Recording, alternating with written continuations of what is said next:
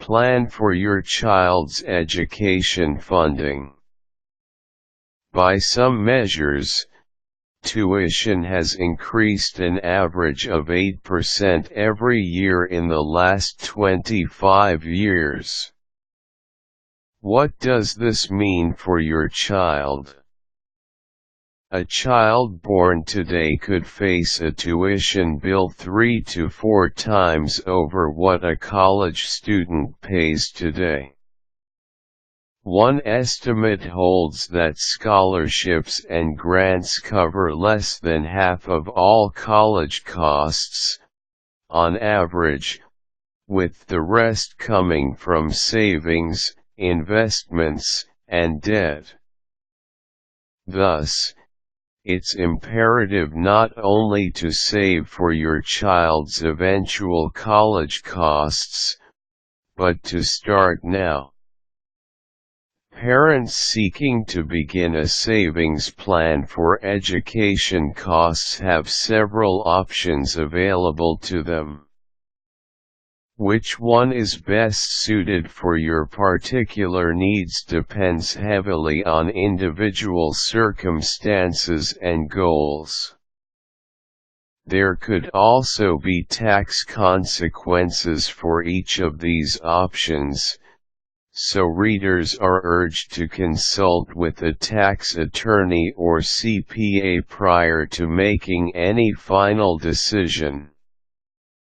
This article will give you an overview of the options available, and some of the advantages and disadvantages of each.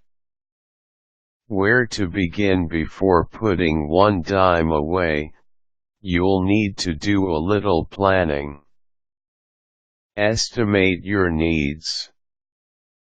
How much will your child need for college? Consider all potential sources of funds. Do you expect your child to contribute to his own education? Many parents do, and it's certainly a good idea to teach economic responsibility at a young age, before the college student gets hit with the inevitable deluge of credit card offers. However, child labor laws and the reality of being a teenager make it almost impossible for your kid to finance his college completely on his own. Make estimates of these figures: tuition costs, room and board, gifts already received from grandparents or other relatives, child's own savings.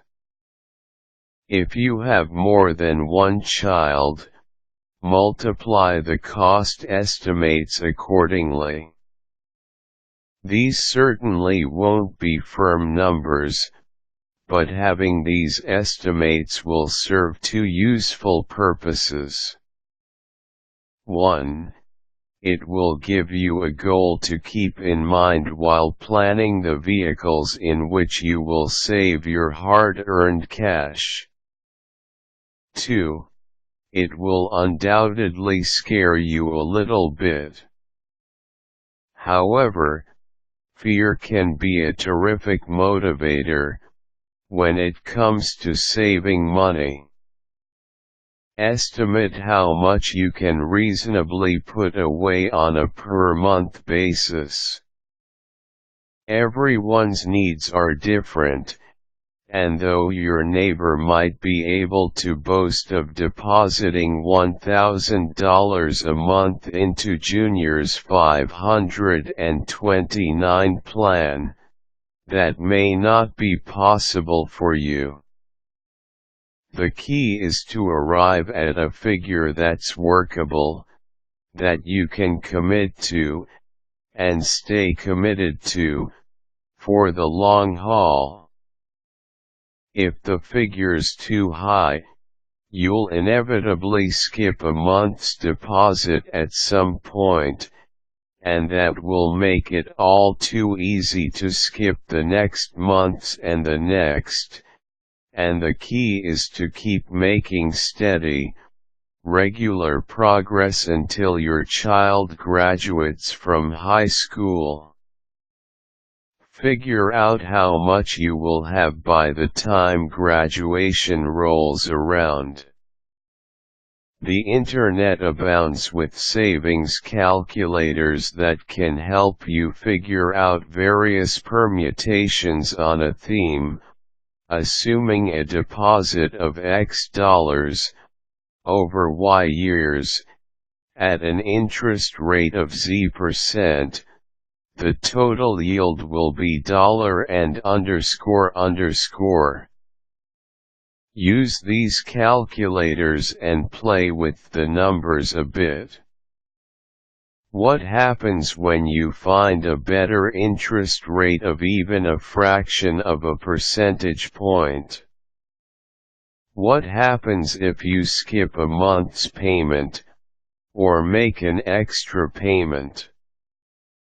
If you adjust the deposit up or down a few dollars? Make adjustments for more than one child.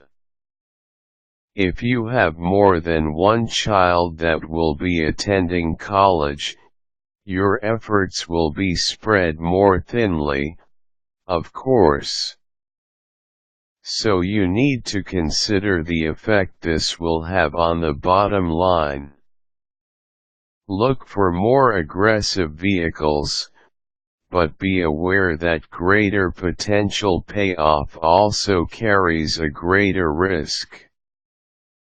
Looking at the options now that you have an idea of what you're up against, it's time to take a look at your options. You can pay for school any number of ways, but most people use a combination of the following: assets, hard assets or investment accounts, converting them to cash, savings, incurring debt, your child, or both, and grants and scholarships. A brief word about each option. Assets are items such as second homes, artwork, vehicles, jewelry, etc., but also include investment accounts and other financial vehicles in which you've accumulated funds. We're excluding savings accounts for the purpose of this discussion only, in order to distinguish the methods, but savings accounts would be considered an asset. Essentially, an asset, as we're using the term here, means anything you can convert to cash by selling your interest in or title to the property. Savings means just that, funds you've saved in an account set aside for that purpose. Most people use savings accounts, though the interest rate on such accounts is pitifully low. There are other options available. In addition to monies you've accumulated over the years, or that your child set aside from babysitting or mowing lawns, savings, for purposes of this discussion, will include gifts from other sources, such as grandparents. Debt means loans, plain and simple. You can incur debt as the parent, using assets as collateral, or you can apply for an unsecured loan, which is not tied to any collateral. Or, either as an alternative or in conjunction with debt incurred by a parent, the child may be eligible for student loans. Grants and scholarships are essentially free money. They may have strings attached to their acceptance, i.e., maintaining a certain grade point average, majoring in a certain field, etc., but they usually do not need to be repaid. Putting it all together, your next task is the complex part, taking into consideration where your family's finances stand, i.e., credit scores, ability to put funds aside, a killer art collection, wealthy in-laws that dote on the grandkids, etc. Decide which of these options you can include in your plan, and to what extent. If your family has one breadwinner, and that salary is completely apportioned amongst all the bills, leaving $100 a month disposable income, then obviously you're not going to be able to rely 100% on savings alone. You'll need to look for other options, such as scholarships and debt. But if you're lucky enough to have that killer art collection, and you're amenable to parting with it, by all means have it appraised and make that a primary part of your plan. Grants, scholarships, and loans are fairly last-minute options. You apply for those at or near the time your child applies to colleges for admittance. Likewise, you'll probably want to wait to convert assets that appreciate. This would exclude assets that actually lose value, like cars, unless it's a classic/antique vehicle. It's the savings portion of the plan that probably needs your attention and efforts immediately. So let's take a look at your options. Savings accounts are accounts managed at financial institutions which typically carry the lowest interest rate of all your interest-bearing options. Unless you're assured of contributions exceeding needs, you can do better. Look into options besides the savings account unless you're exceedingly risk-averse. Certificates of deposit carry certain terms, 6 months or 12 months being most common, although they can be rolled over, and a slightly higher interest rate than savings accounts. Deposits are typically insured up to $100,000. Coverdell Educational Savings Account, formerly known as an Education IRA. These accounts are governed by IRS regulations. For more information, see the IRS page here. Briefly, however, these accounts can receive up to $2,000 in deposits yearly, and are restricted to use for any qualified education costs. If the conditions imposed by law are satisfied, the distributions to the beneficiary are tax-free. UGMA/UTMA transactions. These are transactions in which gifts are made to the minor child by others, usually parents and other relatives.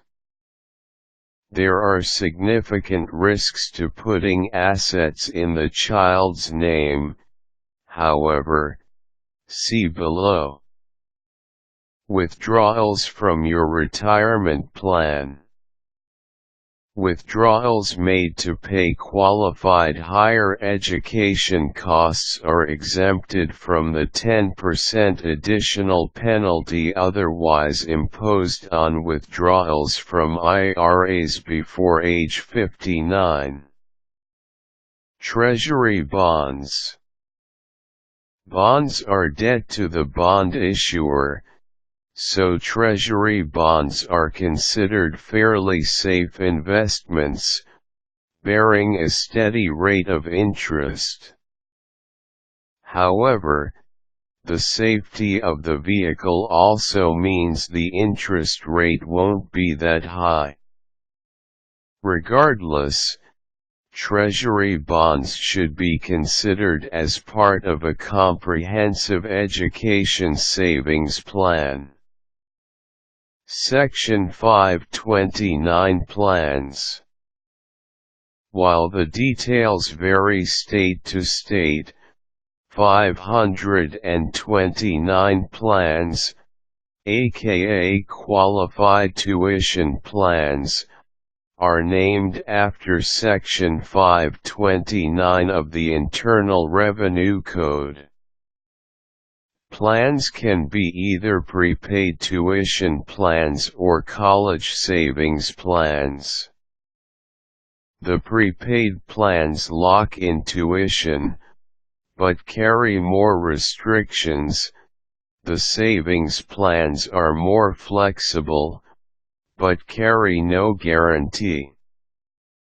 If the plan qualifies under the IRC, then participation is tax-free. There are plans in every state, and an independent 529 plan as well. For more information on these plans, see http://www.finaid.org/savings/529plans.phtml. Credit card rebate/loyalty programs. Many card issuers have programs whereby cardholders, not only parents, can sign up to have a portion of their purchases go to an account set aside for funding college costs for a particular child. This is a terrific way for relatives to participate. Examples are uPromise, BabyMint, and Sage Tuition Rewards. Before you put one dime in any of these vehicles, however, consider the impact on your child's future application for financial aid. A word of caution: there can be extremely negative consequences that flow from putting savings accounts in the name of the child which far offset the meager tax savings you will receive from doing so. In short, financial aid evaluations will look first to the child's assets.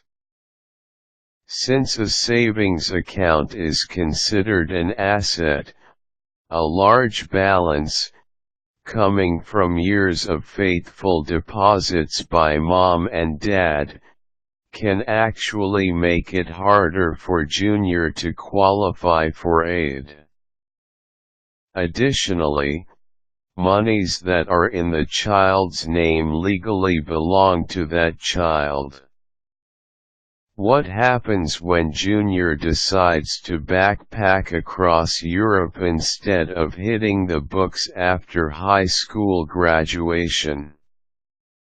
He'll be entitled to use funds that are in his name, unless some other mechanism conditions the use of the money. An excellent chart can be found at finaid.org, which covers the impact of most of the key vehicles for education funding on the free application for federal student aid, FAFSA. Some general tips. Finally, here are some general tips to help you get started and stay on track with savings. Start early, and make regular deposits. Acts which we do regularly become habits, and the habit of saving money will not only help you reach your goals faster, it will also teach your child a powerful lesson that will serve him well in life. Obviously, the earlier you start, the better off you and your child will be in the long run, and the less you have to put away each month. Make savings automatic. You can't miss what you don't see. Ask your employer about directly depositing a portion of each paycheck into a savings vehicle of your choice. When windfalls come, sweepstakes winnings, gifts, bonuses at work, tax refunds, etc., don't spend them. Put them aside into the savings vehicle you've set aside specifically for the purpose of paying educational costs. Look critically at your living expenses. Almost everyone can find a substantial source of funds they didn't know existed just by re-evaluating habitual purchases. Do you really need to see every new release movie in the theater? How about that $5 coffee drink you indulge in daily? It all adds up. Make the hard choices now, and it will pay dividends for years to come.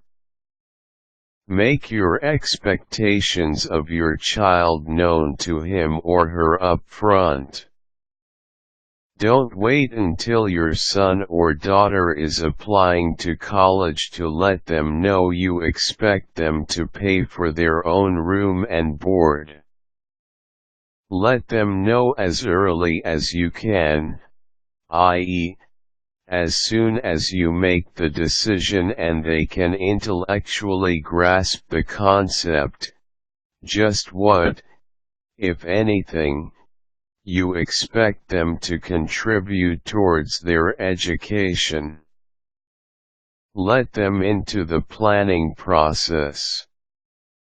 This gives them a sense of ownership in the goal and can get them excited about saving. Useful links: Student aid on the web, financial aid calculators, FAFSA online.